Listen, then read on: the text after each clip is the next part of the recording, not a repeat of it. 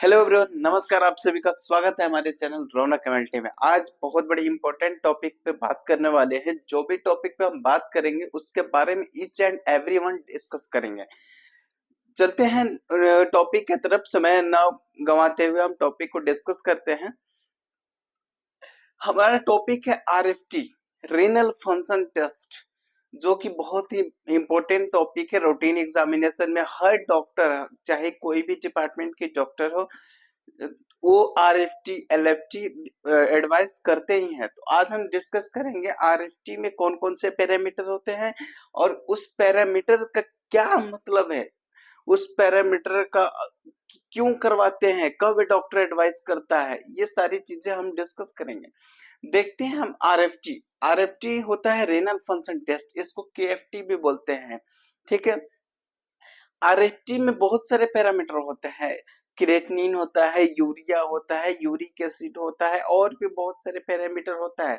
लेकिन जो important parameter है वो है क्रिएटिनिन और यूरिया। क्रिएटिनिन इंडिविजुअल भी डॉक्टर एडवाइस करता है, ओनली क्रिएटिनिन टेस्ट भी डॉक्टर एडवाइस कर सकता है। हम देखेंगे आरएफटी में देख रहे हैं तो हम दोनों पैरामीटर देखेंगे। इंडिविजुअल हम क्रिएटिनिन को क्यों देखें, तो हम दोनों पैरामीटर देख रहे हैं। हम देखेंगे क्रिएटिनिन। क्रिएटिनिन अगर इंक्रीज हो रहा है तो किस कंडीशन में इंक्रीज हो रहा है, अगर डिक्रीज हो रहा है तो किस कंडीशन में डिक्रीज हो रहा है, क्रिएटिनिन बनता क्यों है, क्या काम है, उसका फंक्शन क्या है और कहाँ बनता है, ये सारी चीजें हम डिस्कस कर रहे हैं। ठीक है। क्रिएटिनिन, क्रिएटिनिन सबसे पहले हम देखते हैं इसका हमारे बॉडी में रेंज क्या है, कितने मात्रा में होना चाहिए, मिनिमम कितने मात्रा में होना चाहिए, मैक्सिमम कितने मात्रा में होना चाहिए। क्रेटिनिन का नॉर्मल रेंज होता है 0.7 से 1.3 मिलीग्राम प्रति डेसीलीटर। मेल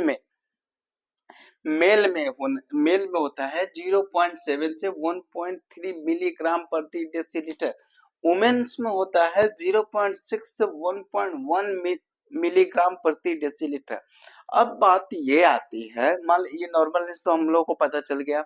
बात ये आती है, मान लीजिए अब 0.7 है मिनिमम वैल्यू, तो हमारा अगर 0.1 आ रहा है तो क्या होगा, भाई पता तो होना चाहिए ना कि 0.1 आ रहा है तो क्या होगा। अब मान लीजिए यहाँ 2.3 आ गया, फिर क्या होगा। तो ये कंडीशन हम लोग को पता होना चाहिए। तो पता देखते हैं, 0.7 है मिनिमम वैल्यू, अगर इससे लो आ रहा है, डिक्रीज हो रहा है, हमारा क्रिएटिनिन वैल्यू डिक्रीज हो रहा है, तो किस कंडीशन में डिक्रीज हो रहा है। पहले देखते हैं क्रिएटिनिन का फंक्शन क्या है, उसके बाद देखते हैं कि ये किस कंडीशन में डिक्रीज होगा, अच्छे से समझ में आएगा। क्रिएटिनिन का फंक्शन क्या है, क्रिएटिनिन का फंक्शन है जो हमारा मसल्स होता है, बॉडी में जितने भी मसल्स है, मसल्स में ही क्रिएटिनिन का प्रोडक्शन होता है। समझ गए, मसल्स में ही क्रिएटिनिन का प्रोडक्शन होता है। ठीक है। जब मसल्स में क्रिएटिनिन का प्रोडक्शन होता है तो मसल्स में क्या काम है क्रिएटिनिन का, तो मसल्स में क्रिएटिनिन का काम है मसल्स को एनर्जी प्रोवाइड करना।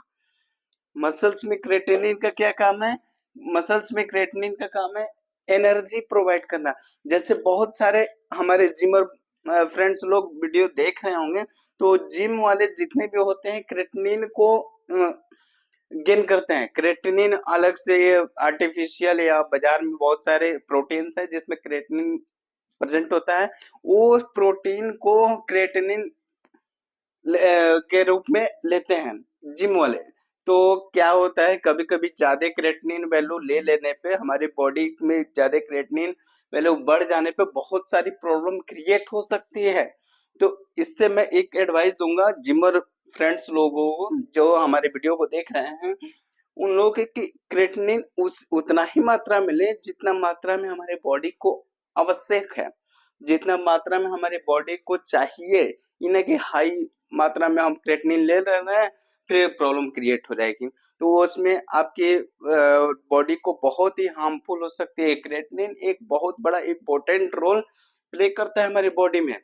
जो मसल्स को एनर्जी देता है वो क्रिएटिनिन ही देता है। तो मसल्स में एनर्जी, अब कोई कोई व्यक्ति होता है कि कोई कोई पार्ट उसका सुस्त पड़ जाता है, जैसे बोलते हैं आमतौर के भाषा में कुपोषण का शिकार हो जाना।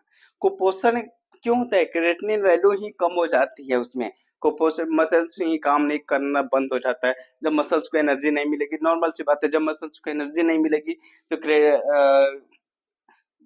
क्रेटिनिन लो हो जाएगा, क्रेटिनिन का प्रोडक्शन ही नहीं होगा। समझे बात को? अगर नहीं समझ में आ रही है तो रिपीट देखते हैं क्या होता है। क्रिएटिनिन वैल्यू मसल्स को एनर्जी प्रोवाइड करता है, मसल्स में ही प्रोडक्शन होता है, ठीक है। अगर इसका वैल्यू हमारे 0.7 से कम आ रही है तो बहुत सारी कंडीशन क्रिएट हो सकती है, जैसे मसल्स सुस्त पड़ जाना, कुपोषण का शिकार हो जाना, और प्रेगनेंसी के दौरान भी ये क्रिएटिनिन वैल्यू कम हो जाती है। तो इसका मतलब नहीं कि कुपोषण का शिकार हो गया, नहीं।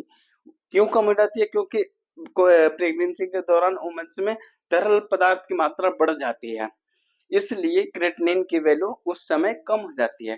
फिर डिलीवरी होने के बाद क्रेटिनिन की वैल्यू जैसे पहले थे वैसे हो जाती है। तो इससे घबराने की बात नहीं है कि हमारा क्रेटिनिन वैल्यू कम है तो हम कुपोषण के शिकार हो जाए, चाहे हमारा जो बच्चा होगा, फिटस होगा, वो कुपोषण का शिकार होगा, ठीक है। इससे घबराने की जरूरत नहीं है। अब हम लोग देख लिए कि डिक्रीज होगा तो क्या होगा, समझ में आ गया। अब देखते हैं इंक्रीज होगा, मान लीजिए 1.3 है, 2.3 होगा, इंक्रीज होगा तो कि कौन कौन सा कंडीशन हो सकता है। तो वन डिक्रीज में तो देख लिए मसल्स का प्रॉब्लम हो सकता है, प्रेगनेंसी के दौरान कम हो सकता है, लीवर डिजीज भी हो सकता है। अगर डिक्रीज हो रहा है तो लीवर डिजीज भी हो सकता है। ये सारी चीजें डॉक्टर कंफर्म करता है कि डिजीज कौन सा है, ठीक है। 1. अगर इंक्रीज हो रहा है, मतलब वैल्यू इंक्रीज हो गई, क्रेटिनिन लेवल हाई हो गया हमारे बॉडी में, तो क्या कर सकते हैं? अगर हाई हो रहा है, ठीक है, तो हो सकता है सीकेडी का पेशेंट हो, एकेआई का पेशेंट हो। सीकेडी एकेआई क्या है? Chronic kidney disease, acute kidney injury. समझ में हो सकता है सीकेडी हो, एकेआई हो, ये इसका पेशेंट हो तो उसमें क्रेटिनिन लेवल हाई हो जाता है। अगर क्रेटिनिन लेवल बहुत ही ज्यादा हाई हो रहा है, मोर देन 6 आ रहा है, अगर मोर देन 6 आ रहा है पेशेंट को, तो मे भी हो सकता है कि पेशेंट को डायलिसिस करना पड़े।